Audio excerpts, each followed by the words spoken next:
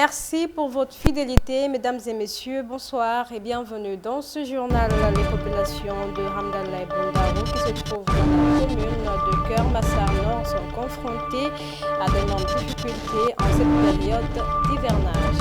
Résilience économique, une journée de reboisement a été organisée ce mercredi au quartier Château d'Eau par les jeunes du quartier.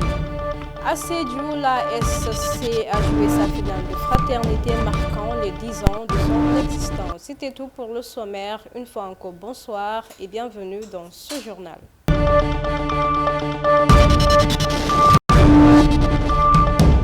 Comme je le disais dans les titres, les populations de Hamdallah et Bundaro Misset dans la commune de Keur Massar Nord ne savent plus à quelle scène se vouer. En effet, ces localités sont confrontées à une criade d'infrastructures de base. S'y ajoutent aussi les lenteurs sur l'achèvement de leur poste de santé qui est aux arrêts depuis 2 ans. En cette période d'hivernage, les populations de cette partie de la commune de Keur Massar Nord cohabitent avec les inondations. Suivant les explications de Adama Khan, porte-parole, et Mbaye Ndeye Faye, il est au micro de notre correspondant. Nous attendons le début des travaux concernant le poste de santé, mais jusqu'à présent, rien n'est fait. Je rappelle que nous sommes dans un quartier qui compte environ plus de 9000 âmes, mais qui est défavorisé. Une journée de reboisement est organisée ce mercredi au quartier Château d'Eau par les jeunes du quartier en collaboration avec ceux du mouvement Pélital de Vélingara. Cette activité entre dans le cadre de la lutte contre le changement climatique, mais également pour rendre la commune verte. Les jeunes du mouvement Pélital, en collaboration avec ceux du quartier Château d'Eau, ont répondu favorablement à l'appel du chef de l'État et de son gouvernement dans le cadre de la résilience écologique avec son concept « Un citoyen, un arbre ». Ces jeunes ont organisé une journée de reboisement au quartier Château d'Eau de Vélingara ce mercredi en présence du capitaine-chef du secteur des eaux et forêts, Bokar Mbalo, et le chargé de la communication digitale du mouvement. La rareté des pluies. La rareté des pluies, manque de précipitation. Et les causes, c'est quoi? C'est la coupe abusive du bois, la déforestation. Je vous donne un exemple. Ici, au niveau des communes qui nous entourent, l'activité principale des jeunes, c'est quoi? C'est aller au niveau de la forêt, couper des arbres, et aller vendre ça en Gambie. Hein? Un bois, par exemple, un arbre qui va coûter 100 000, 150 000, 160 000, sans mesurer les conséquences. Comme on le vit actuellement ici à Vélingara, ça ne pleut plus. Mam Cheikh Mbeng, membre du mouvement Pélital, pense qu'il est plus que nécessaire de planter des arbres face à l'évolution de la ville et la construction de certains édifices publics, source de déforestation. Parce qu'aujourd'hui, tous les quartiers de Vélingara ont besoin de ces genres d'activités-là. Dans la mesure où nous sommes en train de perdre des arbres sans les renouveler. Et il fut un temps, dans tous les espaces de la commune, pratiquement dans tous les grands artères, il y avait un allongement d'arbres. Aujourd'hui, face à l'évolution de la ville, à l'édification de certains goudrons, etc., la mise en place de certains goudrons, on voit que des arbres sont terrassés. Mais ces arbres-là devraient être reboisés pour permettre à ces axes routiers-là de revivre, non seulement du point de vue environnemental, en accordant de l'air pur aux populations qui y vivent, mais aussi en permettant à la ville de respirer. Le capitaine Godien, chef du secteur des eaux et forêts de Vélingara, un technicien bien avisé, a saisi cette occasion pour faire quelques recommandations. Je l'ai mis sur la table des conditions, à savoir la protection, consistant d'abord à trouver des gabions et ensuite à s'organiser à les planter de manière efficace et aussi à continuer à suivre et à les arroser. Le mouvement Pélital ne compte pas s'arrêter en si bon chemin. Il appelle tous les jeunes et les AIC de Vélingara à s'approprier le concept « Un citoyen, un arbre » pour lutter contre les changements climatiques et offrir un bon cadre de vie aux populations. Kolda, Yacoub Fall pour la TSTV. Amadouba et sa délégation ont été reçus par le guide religieux. À l'issue de cet entretien, à huis clos, Amadouba est revenu sur son message et celui du Khalife. Suivons. J'ai été reçu aujourd'hui avec la délégation qui m'accompagne par le Khalife général des Tidjanes, Serigne Babacar Sy, qui avons sollicité ses prières après avoir prié pour lui pour qu'il retrouve sa santé et que Dieu le laisse parmi nous pendant longtemps. Il nous a prodigué beaucoup de conseils comme à l'accoutumée, conseils d'abnégation, de patience, de travail, mais surtout d'œuvrer pour la paix et la sérénité dans le pays. Bon, je suis habitué, je connais tous les chefs religieux, je suis habitué à les rencontrer, donc périodiquement je rends visite à tous les chefs religieux du pays, hein, qu'ils soient musulmans ou non. Et ça, je le fais depuis plusieurs années. Il a rappelé tout à l'heure, nos relations datent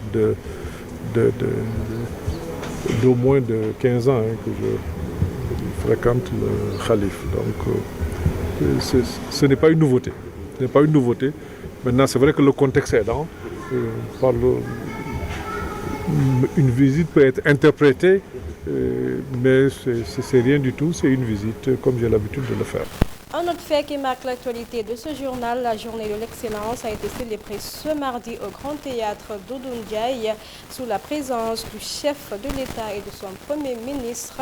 Dans son discours, le chef de l'État Bassirou Diomaye Faye a réitéré son engagement de diversifier les formations pour une éducation plus inclusive et de qualité. Par ailleurs, des lauréats ont été primés en reconnaissance de leurs efforts fournis dans l'éducation. Technique et diversifier les offres de formation pour une éducation plus inclusive et de qualité. L'éducation des enfants et des jeunes en situation de handicap étant pour nous une priorité nationale, nous devons construire de nouveaux instituts spécialisés et renforcer le système des assistants de vie scolaire tout en mettant aux normes toutes les infrastructures. Mesdames et messieurs, mettre l'école au service de la souveraineté nationale, c'est aussi poursuivre l'intégration des langues nationales dans notre système éducatif. Les expérimentations en cours dans le cadre du modèle harmonisé d'éducation bilingue au Sénégal seront capitalisées en vue de mettre ces langues au cœur du dispositif d'enseignement. Par ailleurs, l'évaluation du système éducatif en cours permettra une mise en adéquation des programmes avec les réalités, les enjeux du moment et les besoins de l'économie nationale. C'est dans cette perspective que j'ai instruit de renforcer le rôle et la place de la Faculté des sciences et techniques de l'éducation et de la formation FASTEF et de l'UFR des sciences de l'éducation, la formation et du sport, ainsi que des écoles nationales de formation d'instituteurs en vue de l'amélioration continue de la qualité des enseignements. Mesdames et messieurs, pour la présente édition, j'ai choisi comme parrain un homme d'exception, un homme de science qui fait la fierté de notre pays en Afrique et dans le monde. Je veux nommer le professeur Mamadou Sangaré. Produit de l'école coranique, ce mathématicien devenu professeur titulaire de classe exceptionnelle des universités a été directeur du laboratoire d'algèbre, de cryptologie, de géométrie algébrique et application de l'université Cheikh Anta Diop. Économie à présent, le programme Sokali, lancé en 2020, a été conçu pour répondre aux défis économiques engendrés par la pandémie de Covid-19. Ce programme ambitieux vise à élargir l'accès au financement pour les micro-entrepreneurs ainsi que les micro, petites et moyennes entreprises au Sénégal. Suivons cet élément.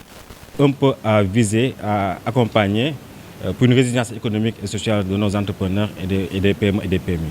Donc après 4 années de mise en œuvre, ce programme tire à sa fin avec des résultats probants. Sur un objectif par exemple de 8 000 bénéficiaires du programme. Le programme est arrivé à terme avec plus de 18 000 bénéficiaires, avec plus de 44 000 emplois créés, avec un objectif de 222%. Donc c'est un programme qui a fait des résultats économiques et sociaux. Donc je profite de cette occasion au nom du gouvernement du Sénégal à remercier et féliciter déjà la Fondation Massaka, Terang Gestion et le cabinet aussi Pilon qui ont porté ce programme et a encadré beaucoup d'entrepreneurs et a sauvé aussi une tissu économique par rapport à tous les secteurs ciblés comme l'agriculture, l'agro-industrie, les nouvelles technologies de l'information et de la communication. Aussi la cible des femmes et des jeunes a été bien prise en compte avec un taux de réalisation de 79% de femmes qui ont bénéficié de ce projet. avec aussi un objectif de 44 000, comme j'ai dit, emplois créés, donc sur un objectif de départ de 16 000 emplois ciblés. Donc je félicite les parties prenantes et j'espère une deuxième phase de ce programme pour continuer à accompagner les bénéficiaires parce que quand on est entrepreneur, on a besoin d'accompagnement, donc d'accompagnement de suivi qui va permettre à l'entrepreneur de se développer, d'avoir l'esprit d'innovation pour pouvoir résister à l'économie, pour pouvoir toujours bénéficier des opportunités d'affaires par rapport à notre économie. En Guinée, c'est la fin d'un procès historique. L'ancien président Moussa Dadis Camara et ses co-accusés ont été reconnus coupables et condamnés à diverses peines ce mercredi pour crimes contre l'humanité suite au massacre du 28 septembre 2009. En effet, Moussa Dadis Camara et Moussa Tekboro Camara écopent de 20 ans de prison. Toumbal Diakité, quant à lui, il a été condamné à 10 ans de prison. Les autres peines de réclusion vont à 11 à 18 ans de prison. Le plus lourd sanction a été infligée à Claude Pivi, introuvable depuis son évasion en prison le 4 novembre 2023. Il est condamné à 25 ans de prison. Sport pour finir à Sédhiou, la SC Néma a joué sa finale de fraternité marquant les 10 ans de son existence. C'est un tournoi de football permettant aux jeunes du quartier de renforcer l'unité et la solidarité. Le parrain Moussa Dramé, journaliste d'investigation, se félicite de cette initiative et lance un appel aux autorités afin qu'elles puissent accompagner ces jeunes. Suivons Moussa Dramé, il est au micro de notre correspondant. C'est un immense plaisir d'être parrain, disons, d'une jeunesse engagée dans le développement. Et donc c'est pourquoi nous avons un sentiment de satisfaction d'avoir une jeunesse assez engagée et surtout à travers des activités de développement. C'est vrai que le sport a été juste un prétexte, mais durant ces 72 heures, c'est un travail inlassable qui a été abattu en termes de sensibilisation des jeunes contre la migration irrégulière, contre des pathologies comme le VIH-Sida et donc la sensibilisation sur le développement, les axes de développement. Je pense que c'est déjà une excellente initiative pour un regroupement dans les quartiers d'abord, ensuite élargir cela à l'échelle de la région.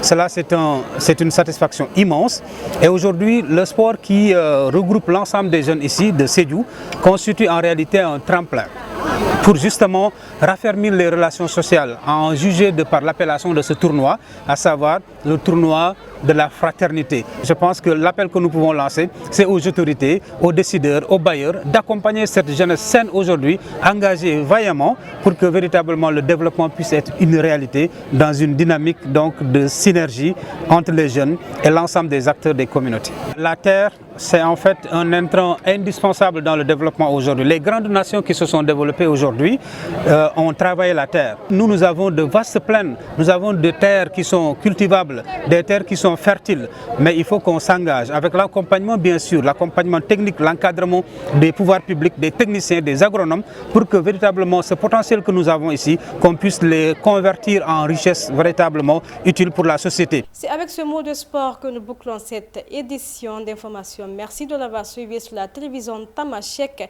la culture au cœur de l'Afrique. Prenez soin de vous et bon week-end à notre compagnie.